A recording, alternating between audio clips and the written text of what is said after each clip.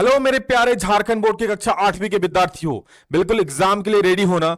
आप लोगों के लिए इस वीडियो में हम लेकर आए हैं विज्ञान का सबसे महत्वपूर्ण 50 प्रश्न। बता दूं, इसमें हम लोग यहां देख सकते हैं आप लोगों का 50 नंबर का परीक्षा होता है।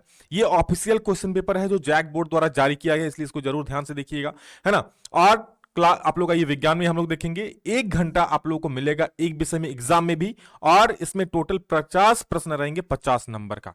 इसमें बता दूं, इसमें मैं अभी 25 प्रश्न का बताऊंगा, और इस वीडियो को अगर अगर अगर सबसे ज्यादा शेयर होता है तो अगला 25 आप लोग को मिल जाएगा।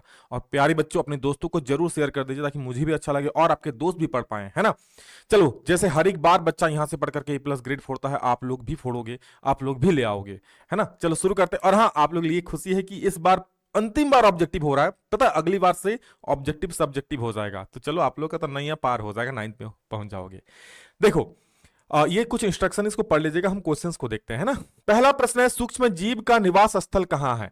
सूक्ष्म जीव जो माइक्रोब होते हैं, एकदम छोटे छोटे जीव जिसे आंखों से भी नहीं देखा जा सकता है, कहां पर होते हैं। वायु में, अरे हाँ भैया होते हैं। पानी में, अरे हाँ सर जी होता है। जीवित वस्तुओं पर, यानी हमारे शरीर पर, हाँ होता है। बोले सर हमारे शरीर पर सूक्ष्म जीव है क्या? बिल्कुल, माइक्रोस्कोप से देखो दिखेगा कि आपके हाथ पे इतना कीड़ा चल रहा है, छोटे छोटे छोटे छोटे, यानी सभी जगह पर ये चीज पाई जाते हैं, है ना। देखो मेरा यहाँ हाथ खुजला रहा है, हो सकता है कोई सूक्ष्म जीव ने काटा होगा क्या पता। यानी उपयुक्त सभी इसका सही उत्तर हो जाएगा। और अगर प्यारे बच्चे वीडियो अच्छा लग रहा है ना, आप लोग चैनल को सब्सक्राइब करके जो घंटा है दबा दीजिए, घंटा दबाने से पुण्य मिलता है कि नहीं। निम्नलिखित में कौन सा रोग मच्छर से फैलता है? कौन सी बीमारी मच्छर से फैलता है? पोलियो, अरे नहीं रे। रिगवर्म, नहीं। हैजा, अरे नहीं सर। क्या? मलेरिया, नहीं पता भैया। मच्छर ने काट लिया, मलेरिया हो जाएगा। तो क्या हो जाएगा? मलेरिया जो है ये मच्छर से फैलता है ना। आगे देखो, अगला प्रश्न हमारा है, बायोडीजल के निर्माण में कौन सूक्ष्मजीव सहायक है? प्रोटोजोआ, जीवाणु, कवक या शैवाल? तो याद रखिएगा, बायोडीजल, है ना। बायोडीजल के निर्माण में शैवाल जो है ये महत्वपूर्ण भूमिका निभाती है, इसलिए ऑप्शन नंबर जो 3 का सी हो जाएगा वो सही हो जाएगा। एल्गी, इसको इंग्लिश में बोलते हैं एल्गी। दिख रहा होगा ना। चलो थोड़ा सा बड़ा जूम और करती है लो, आप लोगों के लिए सब कुछ। यार आप लोग कहो तो आप लोगों के लिए मेरा जान हाजिर है रे। बस आप लोग पढ़ो अच्छे से, है ना। बस मैं ही चाहता हूँ जिस प्रकार हर एक बार बच्चे फोड़ते हैं, इस बार भी तो एग्जाम के बाद मुझे पता होने, हाँ विकास सर से पढ़ के गए थे, एग्जाम में सर दहाड़ दिए, फोड़ दिए। और ये 8वीं के बाद 9, 10, 11, 12 हर एक क्लास में यार आप लोग फोड़ोगे। बस जुड़ जाओ एक बार, है ना। निम्न में से सबसे बड़ी कोशिका कौन है? सबसे बड़ी अमीबा होती है, शुतुरमुर्ग का अंडा, माइकोप्लाज्मा, या फिर इनमें से कोई नहीं। देखो, सबसे बड़ी कोशिका अगर पूछेगा तो याद रखना शुतुरमुर्ग का अंडा।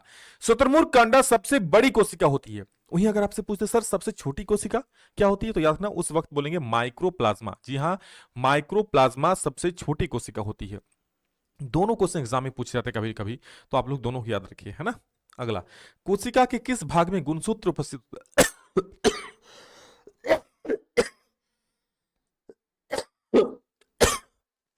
सॉरी, है ना।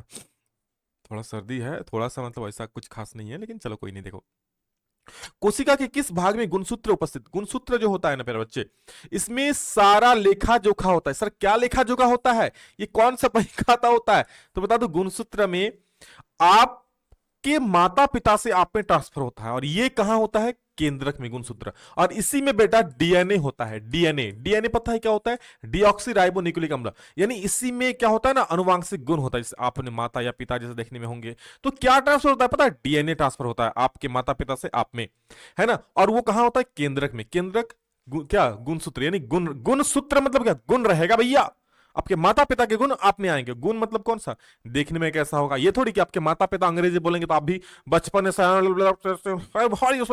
बोले लोगे, नहीं नहीं, ऐसा नहीं है ना। गुणसूत्र मतलब होता है कि भैया आप किस प्रकार देखने में होंगे, है ना। बहुत सारे इस प्रकार से होते हैं। किसी धातु की भौतिक अवस्था द्रव रूप में होती है। कौन सा ऐसा धातु है जिसकी भौतिक अवस्था अगर हम लोग उसको देखें तो वो लिक्विड के फॉर्म में, द्रव के फॉर्म में रहती है? जस्ता, तांबा, पारा की टीन? तो पता है पारा। इसी को हम लोग बोलते हैं मरकरी। जी, इसके बोलते क्या बोलते हैं बच्चा? मरकरी बोलते हैं। यानी मरकरी बोलो या पारा बोलो, ये जो होता है कमरे के तापमान पर द्रव अवस्था में रहती है, लिक्विड फॉर्म में रहता है। एक्सरे करने हेतु किस धातु का उपयोग किया जाता है? टीन का, सोना का, तांबा का, लेड का? याद रखिएगा, लेड का। देखो, जब एक्सरे करेगा ना उससे हानिकारक विकिरण निकलेगा। अगर आप लोग कभी एक्सरे कराने जाओगे किसी चीज का, तो देखना वहां पर एक प्लेट देता है, प्लेट। वो प्लेट लेड का होता है ताकि हानिकारक विकिरण आपके शरीर में ना पहुंचे, है ना, आपके शरीर में ना पहुंचे वहां पर, इसलिए एक प्लेट दी जाती है। तो ये क्या हो जाएगा, लेड हो जाएगा, है ना। ये हानिकारक विकिरणों को आर पार होने से रोकती है। अगला प्रश्न है, झारखंड के जादूगोड़ा में, एक मिनट रुक जाओ, झारखंड के जादूगोड़ा में किस धातु की प्रचुरता विद्यमान है? यानी जादूगोड़ा कहां है, झारखंड में, है ना। कोयला, अभ्रक, यूरेनियम की अयस्क। तो याद रखिए जादू गोला में यूरेनियम पाया जाता है ना, जादू कर देता भैया और यूरेनियम पाया जाता है। जादू गोला में क्या पाया जाता है, यूरेनियम पाया जाता है। धातुओं का वह गुण जिससे उन्हें पीट कर पतली चादर बनाई जा सकती है। देखो, पीट कर दे हथौड़ा, मार हथौड़ा, मार हथौड़ा, आप किसी पर बार बार हथौड़ा मारे तो पतला चपटा नहीं हो जाएगा।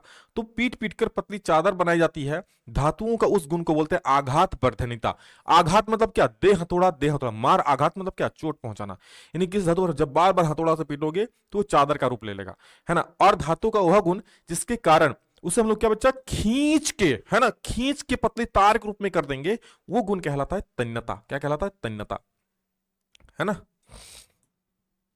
नेक्स्ट 10 नंबर देखो क्या है, इनमें से उष्मा की सबसे कम चालक धातु कौन सी है? देखो, एल्युमिनियम, भैया एल्युमिनियम अच्छा ही चालक है ना। उष्मा का बोलो, धारा का बोलो, विद्युत धारा, तभी तो इसका भैया अब देखते हैं रोड साइड में जो तार जाता है, करंट धारा बहता है जिसमें जिसमें करंट करंट होता है, वो एल्युमिनियम का तार होता है ना। पारा, सोना या चांदी, चांदी और सोना तो भैया बहुत ही अधिक अच्छा सुचालक है उष्मा का। ये जो पारा है ना, ये उतना अच्छा नहीं है, सबसे कम चालक है ये पारा। चालक है लेकिन कम चालक है। निम्नलिखित में कौन सा घोल विद्युत का कुचालक है? यानी कौन सा ऐसा घोल है जिसमें से विद्युत धारा नहीं बहेगा? कुचालक मतलब होता है जिसमें से धारा प्रवाहित नहीं होगा। सुचालक यानी आराम से धारा बहेगा। जैसे ये कलम है, ये फाइबर का बना हुआ है, तो अगर मैं बोर्ड में घुसाऊंगा तो मुझे करंट मारेगा? नहीं मारेगा। लेकिन हाँ, अगर लोहा का कील पकड़ लो और घुसाऊं, अरे झटका मारेगा, विकास आपको पड़ा भी नहीं पाएगा, है ना। चलो कोई नहीं, आगे देखो। तो निम्नलिखित में कौन सा घोल विद्युत का कुचालक है? नींबू का रस अम्लीय है, बिल्कुल करेगा। सिरका भी अम्लीय है, बिल्कुल, इसमें भी बहेगा धारा। नल का पानी में भी बहेगा, लेकिन अशुद्ध जल नहीं बहेगा, ये शुद्ध जल होता है। और इसमें याद रखना, आप लोग 10th में पढ़ोगे बेटा, इसमें H+ आयन नहीं होती है, और इसी वजह से ये जो होता है ना, विद्युत का चालन नहीं करता है। आगे देखेंगे 12 नंबर, किसी धातु पर इच्छित धातु की परत निक्षेपित करने की प्रक्रिया को क्या कहते हैं? कोई भी धातु ही मान लो, है ना, जैसे आप लोग देखते होंगे भैया, घर में लड़की लोग, आप लोग भी करते होंगे, कहीं शादी पार्टी में जाना होगा, मुंह पर पाउडर लेप लिए, क्या एक परत चढ़ा लिए, देखने में खूबसूरत हो गए। उसी प्रकार धातु को खूबसूरत करने के लिए, प्लेन करने के लिए, दरदरा रूप को हटाने के लिए, चमकदार करने के लिए उस पर एक धातु का परत चढ़ाया जाता है, और इसको बोलते हैं विद्युत लेपन। क्या? विद्युत लेपन। विद्युत लेपन आप देखे होंगे साइकिल के हैंडल, पहले सब देखे, क्या साइकिल चलाते हैं, रोजो देखते हैं, देखना कितना चमकीला होता है कि नहीं? क्योंकि उस पर क्रोमियम की इलेक्ट्रोप्लेटिंग यानी विद्युत लेपन किया हुआ है। अंदर लोहा है लेकिन ऊपर में क्या, लेप किया हुआ है क्रोमियम का, है ना। आगे देखो, निम्नलिखित में से किसमें आंतरिक जनन होता है? आंतरिक जनन मतलब होता है कि ये जनन मादा के शरीर के अंदर होता है, ये बाहर नहीं होता है। जैसे कि मछली में बाह्य जनन होता है, बाहरी मतलब सर, जैसे मछली अंडा देती है, आप लोग मछली का अंडा बहुत कोई खाते होंगे, है ना। मछली का अंडा पानी में मछली अंडा छोड़ देती है। अब उस अंडा पर जो नर मछली है, मादा मछली अंडा छोड़ेगा, जो नर मछली है मतलब लड़का वाला मछली आके अपना शुक्राणु उसमें छोड़ देगा, और दोनों मिलेगा, फिर नया मछली तैयार हो जाएगा। तो ये बाहर पानी में हो रहा है, शरीर के अंदर तो नहीं हो रहा है, तो बाहर होता है। मछली में भी होता है, स्टारफिश में भी यही घटना होती है, और मेढक में भी यही होता है कि भैया पानी में छोड़ देता है और नर आके उसमें शुक्राणु छोड़ता है। लेकिन मुर्गी क्या, मुर्गी जो नर मुर्गी और मादा मुर्गी, तो नर मुर्गी शुक्राणु मादा मुर्गी के अंदर छोड़ता है ना, तब जाके यहां पर जनन होता है। तो ये मादा मुर्गी के शरीर के अंदर होता है, इसलिए आंतरिक जनन होता है, याद रखिएगा। आप लोग कमेंट करके बोलो कि मनुष्यों में कौन सा जनन होता है, आंतरिक जनन की बाह्य जनन, है ना। देखो नेक्स्ट, हाइड्रा में जनन की विधि क्या है? देखो हाइड्रा कैसा होता है। हाइड्रा कुछ नहीं, इस प्रकार से एक, भैया मेरा फिगर ऐसे ही खराब है ना, फिर भी मैं आप लोग भी ट्राई करता हूं, ठीक है। इस प्रकार से हाइड्रा में कई मुकुल होता है, इस प्रकार से। तो ये मुकुल क्या कट के निकल जाता है, और एक नया हाइड्रा इस प्रकार से तैयार हो जाती है। क्या? एक नया हाइड्रा तैयार हो जाती है ना। ये मुकुल साइड होकर कट जाता है बड़ा होकर, और इसको बोलते हैं मुकुलन। क्या बोलते हैं? हाइड्रा में मुकुलन होता है ना। और हाँ, अमीबा में पूछेगा तो याद रखना, द्विविभाजन होता है, अमीबा में द्विखंडन होता है। पृथ्वी की सतह से ऊंचाई के बढ़ने के साथ साथ वायुमंडलीय दबाव घटता है, बढ़ता है, दोनों होता है कि इनमें से कोई नहीं? जैसे जैसे हम लोग पृथ्वी की सतह से ऊपर बढ़ेंगे तो दबाव क्या होगा? तो यहाँ जैसे जैसे पृथ्वी की सतह से ऊपर जाएंगे ना, तो जो हवा का प्रेशर है वो घटता जाएगा। क्या होगा? घटेगा, है ना? तो ऑप्शन नंबर जो है एक बिल्कुल सही हो जाएगा। घटता जाता है जैसे ऊंचाई में बढ़ेंगे तो। दाब का मात्रक क्या होता है? तो देखो, दाब का एक मात्रक पास्कल भी होता है और एक न्यूटन प्रति वर्ग मीटर यानी न्यूटन पर मीटर स्क्वायर भी होता है, दोनों होता है। तो गलती बच्चे जाता है, जानते हो क्या करता है मैक्सिमम बच्चे? क्या करता है, अरे दाब कैसे पास्कल, पहला ऑप्शन देखा, आव देखा ना, ताव मार दिया एक को और हो गया बच्चा घाव। तो भैया एक को नहीं मारना, आप देखना भैया दूसरा ऑप्शन भी क्या है, बिल्कुल इत्मीनान से आंसर करना। क्या दिक्कत है आपको? जितना मारना सही मारना, है ना? ये देखो, आपको नहीं आता है गलत मार दो, कोई दिक्कत नहीं, लेकिन आता हुआ क्वेश्चन जब गलत मार के आओगे ना, तो सोचो कितना खराब लगेगा। और आपसे ज्यादा खराब बच्चा विकास सर को लगा कि विकास सर ने आपको बताया फिर भी आपने वो चीज गलत करके आया है अगर, तो कितना खराब लगेगा मुझे, है ना? तो वो चीज नहीं करना। तो ऑप्शन में क्या हो जाएगा? ए और बी दोनों हो जाएगा। नेक्स्ट क्वेश्चन ए सी हो जाएगा, है ना इसका ऑप्शन। नेक्स्ट, निम्नलिखित बलों में कौन सा संपर्कित बल है? संपर्कित बल मतलब क्या होता है कि जब किसी के संपर्क में आएगा तब वो बल लगेगा, बिना संपर्क में वो बल नहीं लगेगा। जैसे कि पहला है गुरुत्व बल, गुरुत्वाकर्षण बल संपर्क में आएगा तभी लगेगा। भैया पेड़ के ऊपर फल लद रहा, क्या वो जमीन के संपर्क में है? नहीं है, लेकिन फिर भी नीचे खींच रहा है ना, वो जैसे गिरेगा टाइम करके नीचे आ जाएगा। तो गुरुत्वाकर्षण बल लागू हो रहा है, संपर्क में रहे ना रहे कोई दिक्कत नहीं है। चुंबकीय बल, दो चुंबक को दूर दूर रखेंगे, नहीं सटाएंगे, फिर भी बल लगेगा, खींचेगा या दूर हटाएगा, है ना? उसी प्रकार स्थिर विद्युत बल भी होता है। लेकिन घर्षण बल होता है क्या? जब तक भैया संपर्क में नहीं आया, जैसे मेरा हाथ संपर्क में आया तभी जाके ये घर्षण बल लग रहा है, अभी लगेगा, दोनों में कुछ नहीं है ना? तो ये संपर्कित बल है, घर्षण बल। क्लियर है? निम्नलिखित में कौन सा पदार्थ अदहनशील है? अदहनशील मतलब जो जलता नहीं है। लकड़ी जलता है, कोयला जलता है, पेट्रोल जलता है, पत्थर नहीं जलता है सर। तो ये एक अदहनशील पदार्थ है। क्या बेटा?